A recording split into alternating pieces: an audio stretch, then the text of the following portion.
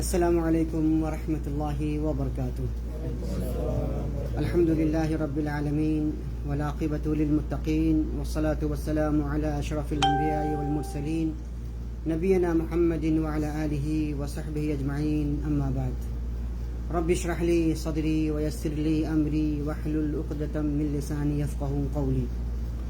معزز سامعین، پیارے بھائیوں، دوستوں اور ساتھیوں، اللہ تبارک و تعالیٰ کا لاکھ لاکھ شکر ہے کہ اللہ تعالیٰ نے ہمیں ماہ رمضان میں نیک کام کرنے کی توفیق بخشی ہے. ہم دن میں روزہ رکھتے ہیں، رات میں قیام کرتے ہیں، قرآن مجید کی تلاوت کرتے ہیں، ذکر و اذکار کرتے ہیں، تسبیح و تحلیل کرتے ہیں. 1 روپیہ 2 روپیہ جو بھی ہوتا اللہ کے راستے میں ہم خرچ کرتے ہیں. ابھی آپ نے افطاری کی دعوت دی تھی، یہ بھی ایک نیکی ہے. نبی صلی اللہ علیہ وسلم فرماتے ہیں کہ آپ کے دسترخوان پہ جتنے لوگ افطار کریں گے آپ کو اپنے روزے کا تو ثواب ملے گا ہی ملے گا. جتنے لوگوں نے آپ کے دسترخوان پہ افطار کیا، روزہ کھولا، اتنا زیادہ آپ کو ثواب ملے گا. لیکن روزہ دار کے ثواب میں کوئی کمی نہیں کی جائے گی. اللہ تعالیٰ آپ کو اپنے فضل و کرم سے عطا فرمائے گا. ابھی بات چلی تھی کہ مفلس کسے کہتے ہیں. ایک سوال آیا تھا، مفلس کون ہے؟ سمجھتے ہیں مفلس آپ؟ مفلس غریب ہے نا، بالکل صحیح سمجھا آپ نے.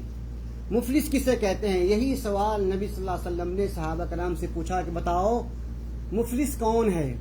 تو صحابہ کرام نے بھی جواب دیا کہ جس کے پاس مال نہ ہو، دولت نہ ہو، غریب ہو، فقیر ہو، اسے مفلس کہتے ہیں. تو نبی صلی اللہ علیہ وسلم فرماتے ہیں کہ قیامت کے دن مفلس وہ نہیں ہے.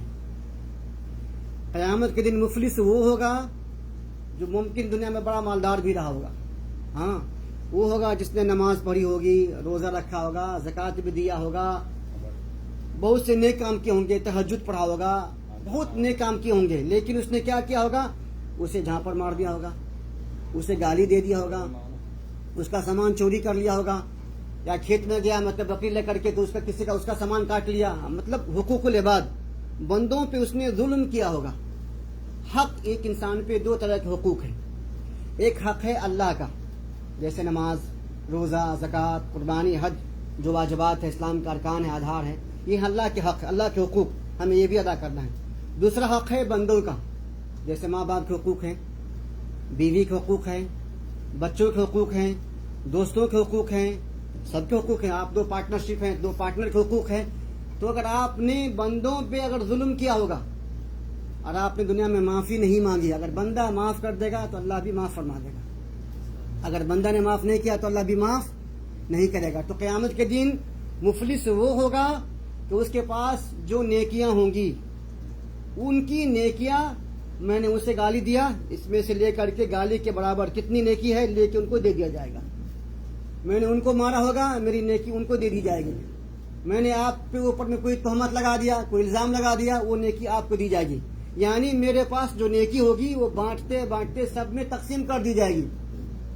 لیکن گناہ ابھی بھی میرا باقی ہے، ظلم میرا ابھی بھی باقی ہے، میری نیکی ختم ہو گئی. تو کیا کرے گا اللہ تعالیٰ کہ جس کے اوپر آپ نے ظلم کیا ہے ان کا پاپ، ان کے گناہ آپ کے سر پہ لاد دیا جائے گا. آئیے، وعلیکم السلام، آ جائیے. ہاں، تو اب ذرا سا سوچئے کہ کیسا ماحول ہے. ایک انسان اگر 100 ریال لے کے کہیں جائے کہ ہمیں جا کے بہترین کھانا کھانا ہے، بہترین کپڑا پہننا ہے، لیکن جب وہاں پہ پہنچا تو وہاں پہ ایک ایسا آدمی مل گیا کہ اس نے جو ہے 200 لیا تھا تو وہ 100 بھی چھین لے گا اور جو کھا کے وہ بھی اس کے سر ڈال دے گا کہ یہ بھی اسی سے لو. آپ قیامت کے دن بھی وہاں تو اب نیکی تو نہیں کر سکتے نا، وہاں تو آپ نماز نہیں پڑھ سکتے ہیں. تو مفلس وہ انسان ہے جو حقوق العباد کو ضائع کرتا ہے یا بندوں کے حق کو برباد کر دیتا ہے یا اس پہ ظلم کرتا ہے. تو قیامت کے دن ان کی نیکیاں ان سے لے کر کے ان لوگوں میں تقسیم کر دی جائیں گی. اگر پھر بھی حق پورا نہیں ہوگا تو ان کے گناہ ان کے سر لاد دیا جائے گا. پھر وہ کہاں جائے گا؟ اسے کہتے ہیں مفلس. آج اگر دنیا میں میرے پاس پیسہ ہے، آپ کے پاس پیسہ نہیں، یا ان کے پاس گھوڑا گاڑی ہے ان کے پاس نہیں ہے، تو بیچارہ ہمیشہ رہتا ہے پریشان کہ میں کیا کروں، کیا کھاؤں. دیکھو وہ کتنا خوش ہے، ایسا مت سوچیے. دنیاوی لحاظ سے خوش ہے، لیکن آپ خوش ہو جائیں کہ ان کے پاس دولت ہے تو انہیں زکوٰۃ کا بھی حساب دینا پڑے گا. آپ کے پاس دولت نہیں ہے تو آپ بغیر زکوٰۃ کے حساب دیے جنت میں چلے جاؤ گے. تو کون اچھا ہوا؟ غریب اچھا ہوا. سمجھ رہے نا؟ اس لیے انسان کوشش کرے کہ دنیا میں اللہ تعالیٰ جو بھی دے، خوبصورتی دے، مال دے، دولت دے، علم دے، اس پہ تکبر نہ کرے. اس پہ غرور نہ کریں یا اس کا غلط، جیسے کہ آپ سورس والے آدمی ہیں، آپ کسی کو اگر ایک فون کر دیں گے تو آپ کے فون کی ویلو ہے، ان کا غریب کا کام بن جائے گا، تو آپ اس سورس کا ناجائز فائدہ اٹھاتے ہیں. بہت سے ایسے لوگ ہیں کہنے کے خلاف ٹھیک ہے ہم آپ کا کام کر دیتے ہیں، مطلب کہ آپ ہمیں کیا دیجیے گا. اب جو غریب اس کے پاس کچھ بھی نہیں ہے تو وہ ان کی عزت سے کھلواڑ کرنے کی کوشش کرتا ہے. بہت سے ایسے واقعات ہیں. تو ایسا نہیں، اگر آپ سے کچھ بن سکتا ہے تو آپ کر دیجئے، اور جو نیکی آپ کسی کے لیے کریں گے نا تو اللہ تعالیٰ آپ کو اس کا اجر دے گا. ایک حدیث میں یہ بھی آتا ہے جو میں نے پہلے پیش کیا تھا، نبی صلی اللہ علیہ وسلم فرماتے ہیں کہ اگر کوئی آپ کے ساتھ میں احسان کرے یا بھلائی کرے تو اس کے احسان کا بدلہ اسے ادا کرو. اگر آپ ادا نہیں کر سکتے تو کیا کرنا ہے آپ کو؟ جزاک اللہ خیرہ، یہ دعا ہے. یا آپ اپنی زبان میں کہیں کہ اللہ تعالیٰ آپ کو اس سے بہتر بدلہ عطا فرمائے. آپ نے مجھے، میں بھوکا تھا، آپ نے مجھے کھانا کھلایا، اللہ تعالیٰ آپ کو جنت میں کھانا کھلائے. اچھی دعا ہے کہ نہیں ہے؟ میں پیاسا تھا، آپ نے مجھے پانی پلایا، جوس پلا دیا. میں کیا کہوں؟ اللہ تعالیٰ آپ کو حوض کوثر کا پانی نبی کے ہاتھ سے پلائے. ہے کہ نہیں؟ اس سے عمدہ چیز مل گئی اس کو. اس لیے انسان کوشش کرے کہ آپ جتنا لوگوں سے لیتے اس سے کہیں زیادہ ان کو دینے کی کوشش کریں، اور دوسروں کے ہاتھ میں جو کچھ بھی ہے اس کو لالچ کی نگاہ سے نہ دیکھیں. مان سے ٹھولو دلالے ان سے، وہی ہے اصل مالداری، وہ دل کی مالداری. حدیث میں بھی ہے ان الغنا غنى النفس، کہ اصل مالداری یہ بھی ممکن ہے کہ لکشمی پرساد دیو کوٹا نے جو ہے ممکن اسلام کے کسی چیز کو اس نے اپنی بھاشا میں کوٹ کر کے بیان کر دیا ہو، کیونکہ حدیث میں لکھا ہوا ہے کہ اصل مالداری دل کی مالداری ہے. جی ہاں. تو اگر ایک انسان غریب ہے یا اس کے پاس کچھ نہیں ہے تو اپنے دل کو چھوٹا نہیں کرنا ہے بلکہ دل کو بڑا کیجیے. اگر دل بڑا ہے تو اللہ تعالیٰ مہربان ہے، وہ جب چاہے دے سکتا ہے. ذرا سوچئے، نبی صلی اللہ علیہ وسلم 9 بیویوں کے شوہر تھے. ایک مہمان کہتا ہے کہ نبی میں آپ کا مہمان ہوں، مجھے کھانا کھلائیے. آپ صحابہ سے کہتے ہیں جاؤ پوچھ کے آؤ گھر میں کیا کھانا بنا ہے. صحابی 9 گھر میں جاتے ہیں، آواز آتی ہے کہ آج ہمارے گھر میں کھانے کے نام پہ کچھ بھی نہیں ہے. سوچئے یہ گھر کن کا ہے؟ امام الانبیاء. نبی نہیں، امام الانبیاء، سارے نبیوں کے سردار. اللہ کے بعد نبی سے کوئی بڑا ہے؟ کوئی نہیں بڑا ہے. سارے انبیاء آپ کے جھنڈے کے نیچے ہوگا قیامت کے دن.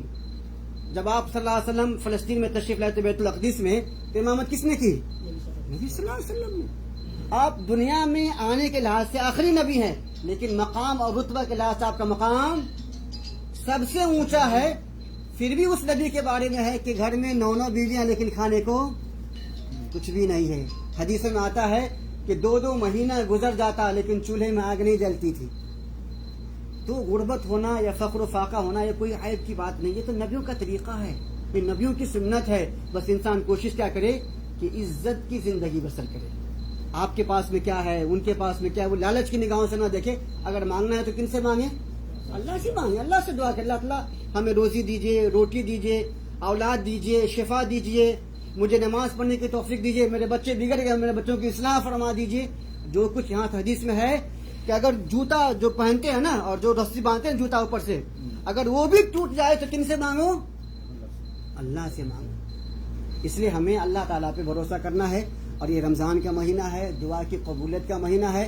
آپ صدقہ و خیرات کی بات کر رہے تھے تو تھوڑا سا لمبا موضوع ہے، لیکن ہمیں کوشش یہ کرنی ہے کہ رمضان کے مہینے میں اگر آپ کے اوپر میں زکوٰۃ فرض ہے تو آپ کو زکوٰۃ دینی چاہیے. زکوٰۃ کا مطلب ہے کہ جیسے نماز فرض ہے، روزہ فرض ہے، زکوٰۃ بھی فرض ہے. کس کے اوپر میں؟ جس کے پاس 85 گرام سونا یا 85 گرام سونے کے برابر رقم ہو. جیسے کتنا ہوتا ہے ابھی آج کل کیا کہتے ہیں 50 گرام کا کتنا ریال ہے؟ 11,500. آپ رکھ لیں کم سے کم وہی 15-16 ہزار ریال اگر آپ کے پاس میں ہے ابھی تو آپ کے اوپر میں زکوٰۃ فرض ہے، بشرطے کہ اس پیسے پہ 1 سال بیت جائے. تو آپ کے پاس میں وہ ریال بھی ہے، سونا بھی ہے، آپ کے پاس میں بزنس ہے، آپ کے پاس گودام ہے، آپ کے پاس میں مال ہے، جو بھی چیز ہے تمام مالوں کو جمع کیجیے. اور جمع کرنے کے بعد کتنا ہوتا ہے تو ہر لاکھ میں آپ کو 2,500 ریال یا 2,500 2 روپیہ 50 پیسہ کے حساب سے آپ کو زکوٰۃ نکالنا ہے اور اسے غریبوں میں تقسیم کرنا ہے. تاکہ جیسے عید میں ہم لوگ خوشیاں مناتے ہیں، غریب کے بچے بھی خوشیاں منائیں. اسی میں عید الفطر بھی ہے، زکوٰۃ الفطر بھی، اور بھی بہت سی چیزیں ہیں جو میں کسی اور موقع سے تفصیل سے دوں گا آپ لوگ کو انشاءاللہ. جی فرمائیے. جی کیا قرض دیا قرض دیا آپ نے؟ ہاں قرض دیا تو یعنی कर्ज वापस तो उसका भी ऊपर ज़कात जो है वो भी देना पड़ेगी क्या? यानी जो कर्ज आपने दिया है उस कर्ज वाले पैसे में ज़कात है या नहीं, यही पूछ रहे हैं ना आप? जी हाँ। हमारे अकरम भाई का सवाल है कि मैंने फलां साहब को 1 लाख रुपया कर्ज दिया है, हाँ, लेकिन जब मैं, ठीक है जाइए, ओके ओके ठीक है जाइए, वालेकुम सलाम। तो जवाब यह है कि जब आप ज़कात अदा करेंगे ना, तो आपको कोशिश ये करनी है कि जो पैसा आपके पास है और जो पैसा आपने कर्ज में दे रखा है वो भी आप ही का पैसा है, आप उसे भी प्लस करके ज़कात निकालना है, आपको निकालना है। लेकिन एक शर्त है, अगर आपको कर्ज मिलने की उम्मीद है तब, लेकिन अगर आपको ये लगता है अब इसके पास पैसा ही नहीं है, पूरा गरीब हो गया, फकीर हो गया, इसका दुकान बर्बाद हो गई, सब कुछ लूट के इसके पास कुछ भी नहीं है, तो फिर उस पर ज़कात वाजिब नहीं है। अगर खुदा न खास्ता अगर वो पैसा मिल जाए 5 साल के बाद, 10 साल के बाद, 20 साल के बाद, तो जिस साल मिल जाए उस 1 साल का ज़कात अदा कर दे, काफी है। लेकिन जब जैसे कि आप 3-4 लोग रूम में रहते हैं, कभी आप उनको देते हैं, कभी वो आपको देता है, कभी उनको देते हैं, आपस में होता है 6 माह के लिए, 5 माह के लिए, 1 साल के लिए, तो वो पैसा आप ही का पैसा, कोई आपके बैंक में पड़ा हुआ है, आप उसकी भी ज़कात अदा करेंगे। जी काफी इंशाअल्लाह। चलें, जज़ाकुमुल्लाह खैरा, वस्सलामु अलैकुम रहमतुल्लाह।